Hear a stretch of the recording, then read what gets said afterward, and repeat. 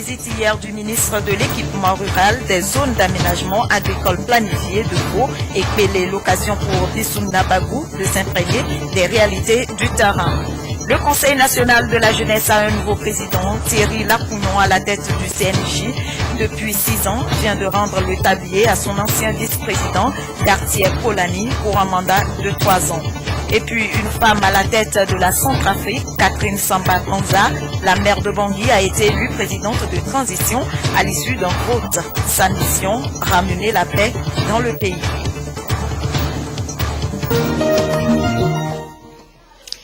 Il est 13h, bonjour et merci de nous rejoindre pour ce nouveau journal.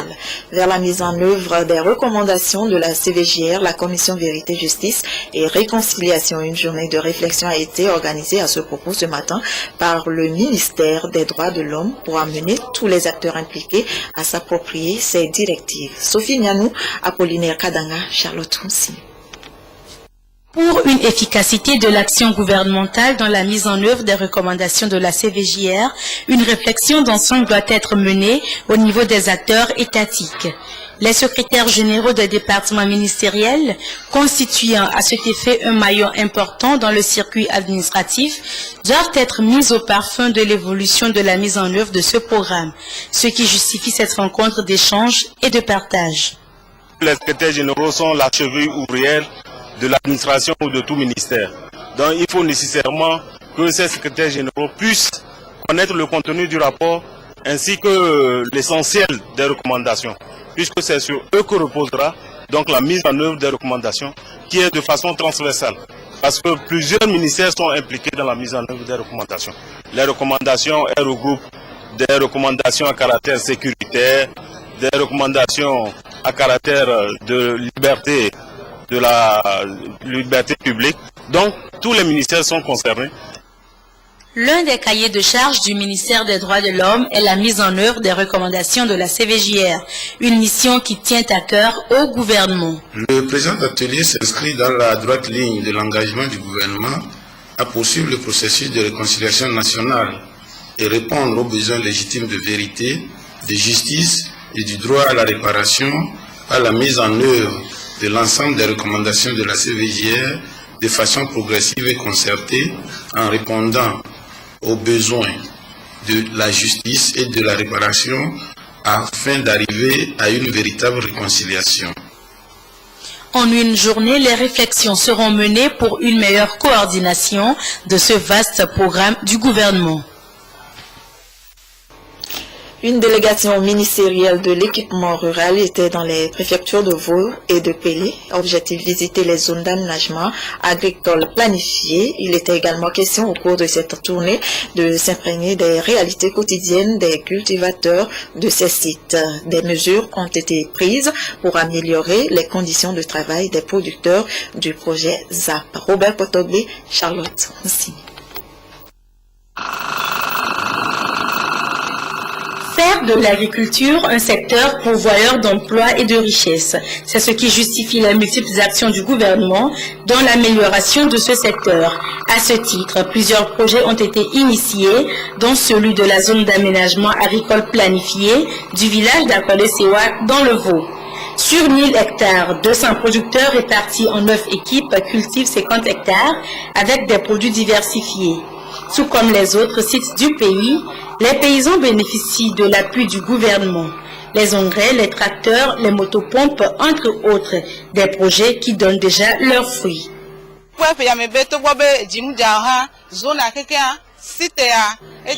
Ce projet nous a vraiment émerveillés. Les récoltes de cette année sont largement supérieures à celles des années antérieures. Nous espérons faire encore mieux à la longue pour nous autosuffire financièrement afin d'éradiquer la pauvreté.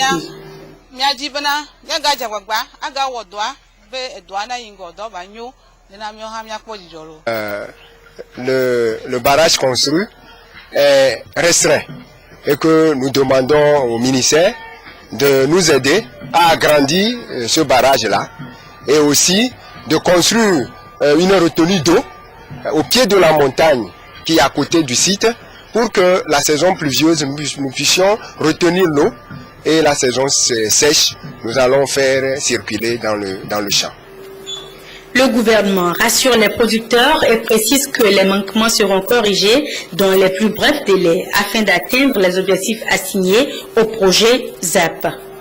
Le premier facteur, c'est de faire en sorte à mettre la terre, à rendre la terre disponible et accessible à toutes les couches, surtout les couches vulnérables, les femmes, les jeunes et tous ceux qui désirent vraiment se lancer dans cette activité qu'est l'agriculture. Ensuite, l'autre objectif, c'est de créer des conditions favorables à l'activité agricole. Nous faisons en sorte, pour les arbres qui sont avancés, à permettre aux producteurs d'avoir accès au crédit agricole. Chacune des 5 régions économiques du Togo bénéficie de la zone d'aménagement agricole planifiée. Ainsi, 13 sites sont déjà opérationnels et suscitent de l'engouement de la part des paysans. Si on arrive à faire au moins une ZAP dans chaque canton, on aura développé les cantons. Et maintenant, les cantons, lorsqu'ils vont se réunir, ça permettra de mettre même des usines de transformation. Et c'est le début d'industrialisation de nos cantons. Il y a des activités connexes qu'on aura développées pour faire en sorte que le chômage soit réduit et qu'on puisse appliquer la politique de la SCAP. Au flanc des montagnes de Kwélé se situe le site de Kwélé-Bémé, où se cultive exclusivement du riz. Il s'étale sur une superficie de 35 hectares. Le projet de la zone d'aménagement agricole planifiée occupe aujourd'hui une superficie totale de 3,6 millions d'hectares. Le ministère des Affaires étrangères et de la coopération vient de se doter d'un nouvel outil de communication pour mieux présenter la politique du Togo. Il s'agit de la revue Diplomag, un magazine trimestriel officiellement lancé ce jour et qui va être mis à la disposition des diplomates togolais et étrangers pour toute information utile sur les actions en matière de diplomatie. Firmin Adjinare, Félix Simdacha. Désormais, il va être dans les kiosques tous les 3 mois. C'est le magazine Diplomag, une revue du ministère des Affaires étrangères et de la coopération qui informe sur la diplomatie togolaise et les relations internationales. Cette revue a pour but essentiel de porter les ambitions du Togo sur le plan international. Ce qui est important aujourd'hui, c'est que cette revue doit présenter le Togo et porter plus haut la politique extérieure du président de la République. La revue a été initiée et inspirée par le président de la République afin que notre ministère, donc notre département, puisse contribuer aux débats internationaux importants que le Togo a l'habitude soit d'organiser ou de présenter à ses partenaires. Diplomag, la nouvelle venue dans le monde des revues, est un canal de communication apprécié par les partenaires. Je pense que le fait que la politique étrangère du Togo soit mieux reproduite par différents outils de communication qui puissent être plus accessibles en ligne et en papier, et qui reconnaissent en fait que la diplomatie du XXIe siècle, c'est une diplomatie où on va au-delà de la représentation pour entrer vraiment, pour que la politique étrangère devienne un moteur de développement, un moteur de coopération et de concertation. Nous, c'est on a une appréciation très positive. Cette revue d'une 40aine de pages va être tirée en 2500 exemplaires. Il a également prévu une version numérique disponible sur le site du ministère. Je l'annonçais en titre, le Conseil national de la jeunesse CNJ vient de renouveler son instance dirigeante lors d'un congrès ordinaire tenu ce lundi à Nocher. Le nouveau bureau, composé de 17 membres, est dirigé par Gartieb Kolani pour un mandat de 3 ans. Les principaux défis seront axés sur l'épanouissement de la jeunesse togolaise. Compte rendu, Prudence Zissou. Gartieb Kolani, sociologue de formation et secrétaire général de l'Alliance internationale pour les droits fondamentaux de l'homme, préside désormais aux destinées du Conseil national de la jeunesse pour les 3 prochaines années. Il a été porté à la tête de cette institution par le Congrès national réuni à Noter. Son bureau devra faire face à des défis majeurs auxquels est confrontée la jeunesse togolaise, notamment l'emploi, la formation. Mais déjà, Il compte axer sa vision sur des actions stratégiques afin de donner un nouvel élan au Conseil national de la jeunesse. Moi, en qualité de président de cette institution, je ferai de telle sorte que dans les jours à venir, tous les membres du Conseil national de la jeunesse puissent être concertés afin de définir une vision commune pour cette structure-là.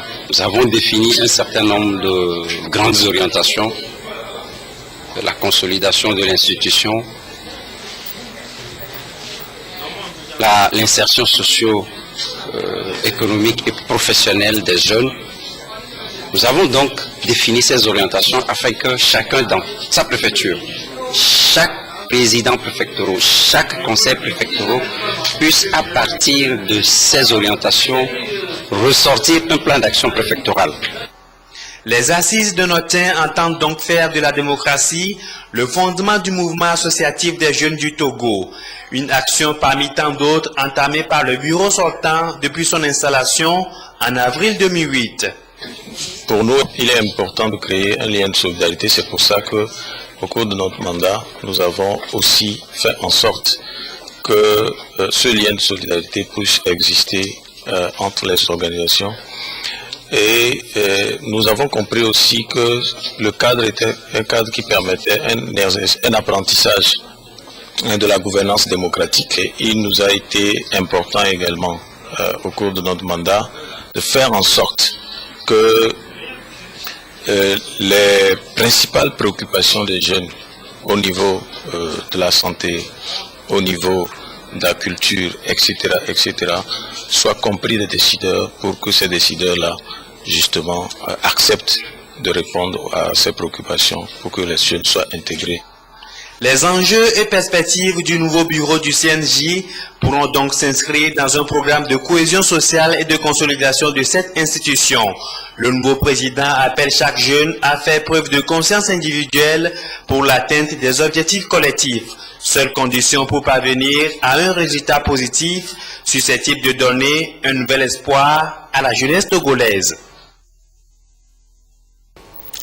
La gestion des catastrophes et cette réunion des associations et collectivités locales avec le ministère de l'Environnement et des Ressources forestières à Dapan. Cette rencontre a pour objectif de façon globale de doter les acteurs impliqués dans la préparation et la réponse aux catastrophes d'instruments efficaces de coordination et d'intervention. Désiré Aloy. Ils sont les associations et organisations des collectivités locales en concertation pour la mise en œuvre du projet Gestion intégrée des catastrophes et des terres. Objectif, renforcer les structures et les communautés sur la question du changement climatique et la réduction des risques de catastrophes. Il y a un volet important de ce projet qui concerne les activités communautaires, c'est-à-dire les communautés victimes des questions de changement climatique et la réduction des risques de catastrophes et en même temps les questions liées à la gestion durable des terres. Ce volet a prévu le financement d'un projet communautaire dans les zones vulnérables et pour faciliter la sélection de ce projet, le ministère de l'Environnement et des Ressources forestières a élaboré un guide dans un processus participatif. Les participants vont alors dérouler le guide de solutions et proposer des sous-projets en tenant compte du cadrage fourni par les acteurs. Les sous-projets retenus seront validés très prochainement au cours d'un atelier national. À l'étranger, en Centrafrique, Catherine Samba Panza, nouvelle présidente de transition. Elle était jusqu'ici maire de Bangui. Cette élection est une source d'espoir et de beaucoup d'attentes.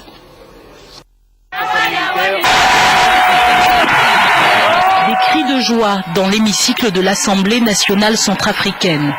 C'est historique, une femme est à la tête du pays, même si c'est pour une transition de 12 mois. Catherine Samba Panza, 58 ans, mère de 3 enfants et l'actuelle maire de Bangui. Cette femme de poigne, juriste d'entreprise, veut redonner espoir aux Centrafricains. Je voudrais, en tant que maire, pouvoir apaiser les esprits, En vous écoutant les uns les autres, j'ai senti beaucoup de haine dans vos cœurs. J'ai senti beaucoup de rancœur dans vos cœurs. Seule une mère saura rassembler tous ses fils et ses filles divisés. Après un vote serré en 2 tours, elle a battu son challenger Désiré Kolimba de 75 voix contre 54 pour le fils de l'ancien président.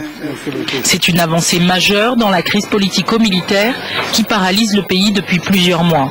Je suis très contente du résultat qui est sorti aujourd'hui parce que c'est le choix des conseillers de choisir une femme pour la première fois de l'histoire à la tête de ce pays pour assurer cette transition. La nouvelle présidente par intérim a immédiatement appelé les groupes armés anti-Balaka et ex-Séléka à déposer les armes. Elle devrait nommer son premier ministre dans les prochaines 48 heures avant de s'attaquer aux nombreux défis pour redresser le pays d'ici l'élection présidentielle de février 2015. À 62 ans, le prince Charles va enfin porter une partie de la couronne d'Angleterre. La reine Elisabeth a décidé de lui transmettre une grande partie de ses pouvoirs. L'héritier britannique qui a le plus attendu son trône. La presse s'en délecte souvent, comme avec cette une d'un journal satirique où la foule clame « Vive la reine !» tandis que Charles murmure « Oui, mais jusqu'à un certain point ». Mais aujourd'hui, le prince de Galles peut se remettre à espérer. Buckingham Palace vient d'annoncer que les services de communication de la reine et du prince allaient fusionner. Fait exceptionnel, durant son message de bonne année, Elisabeth II avait confié que son fils allait de plus en plus la représenter. Mon fils Charles, lors de son récent voyage au Sri Lanka, a rappelé combien les liens qui unissent le Commonwealth sont forts. Pour les Britanniques, le message est clair. Même si elle a toujours dit qu'elle n'abdiquerait jamais, la reine, 87 ans, prépare une transition en douceur. C'est une dame solide, mais elle est là depuis longtemps. Le moment est peut-être venu pour elle de profiter de l'hiver de sa vie. Charles, lui, est de plus en plus présent et décontracté, comme lorsqu'il présente la météo sur la BBC, ou qu'il imite le cri du robot dans une exposition.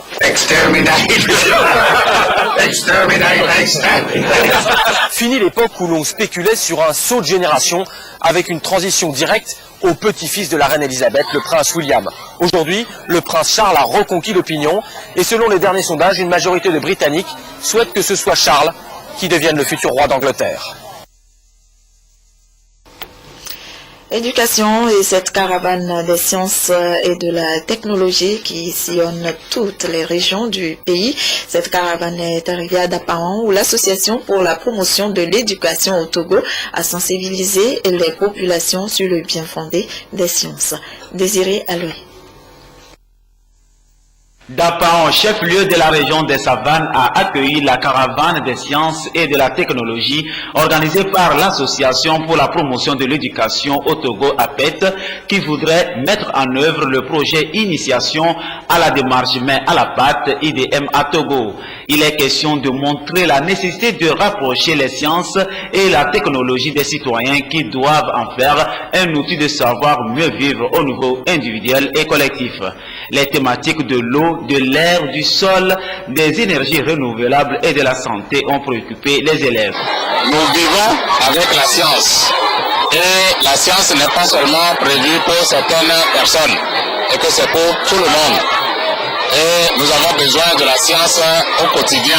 Au cours de cette caravane, nous avons choisi certaines activités pour essayer de montrer que si nous ne faisons rien pour notre environnement, par exemple, nous risquons de laisser à nos enfants qui viennent un milieu, un environnement pollué. Et la terre qui nous nourrit, si nous ne prenons garde, si nous ne changeons pas de comportement, cette terre-là ne pourra plus nourrir nos enfants par la suite. Il devient urgent que chaque citoyen adopte des comportements responsables qui visent à protéger globalement l'environnement pour assurer un bien-être aux populations actuelles et futures. Les travaux d'évangélisation dénommés Mission Baptiste indigène pour l'évangélisation de l'Afrique ont démarré samedi dernier. Par cette mission, l'Église baptiste du Togo ambitionne créer des écoles chrétiennes dans le pays. Éric Diagnekpo, Silver Aboudou.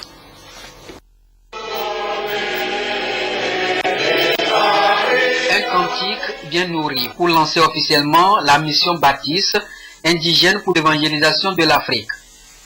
Pasteurs, missionnaires et fidèles ont accueilli avec ferveur ce nouveau-né au sein de leur congrégation. Cette mission se veut d'accompagner le peuple de Dieu dans le salut des âmes et surtout dans la proclamation de l'évangile en vue de l'avancement de l'œuvre du Christ.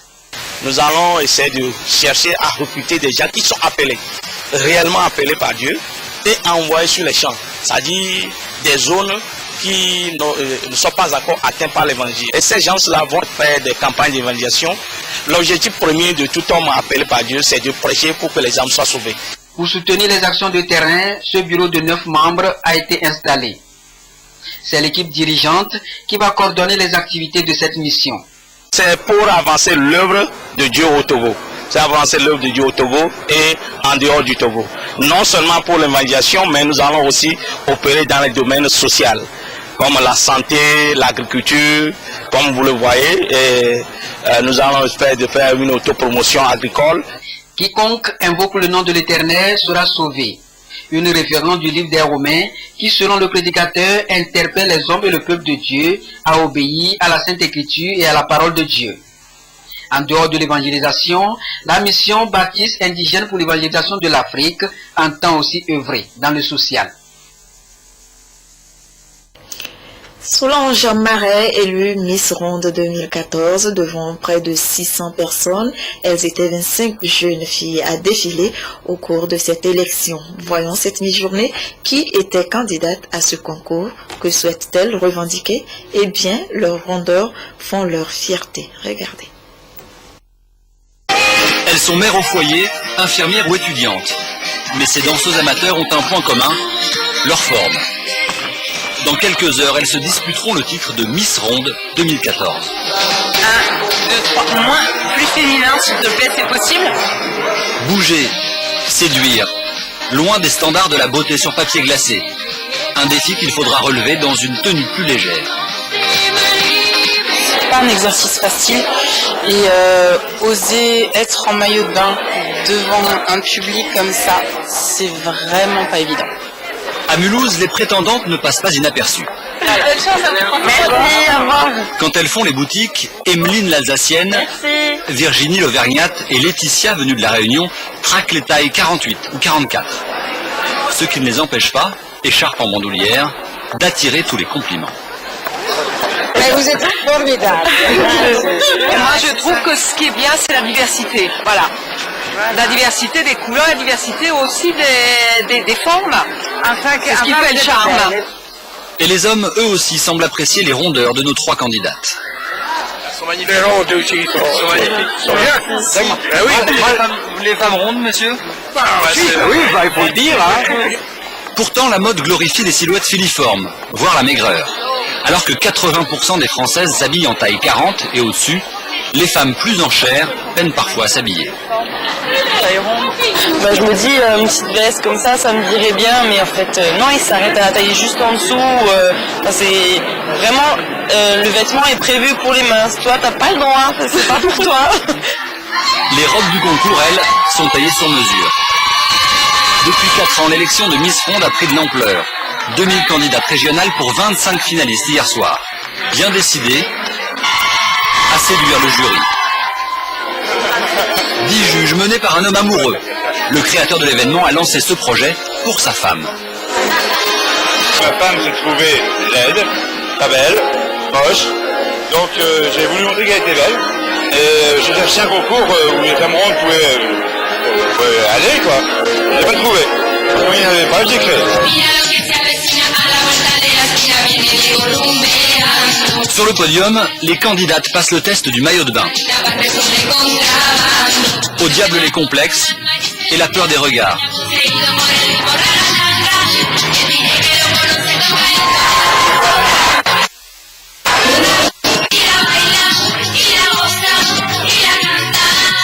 pensais pas y arriver. Au début, je me suis dit maillot de bain, ça va être dur. J'avais fait lingerie au régional avec une nuisette qui me recouvrait quand même. Là, maillot de bain, on voit toutes les cuisses et en fait, je me sentais super belle. Malgré son sourire, l'Alsacienne Emeline Schneider n'a pas été couronnée. La gagnante vient d'Aquitaine. Solange Marais, 23 ans, représentera pendant 1 an une beauté généreuse et populaire.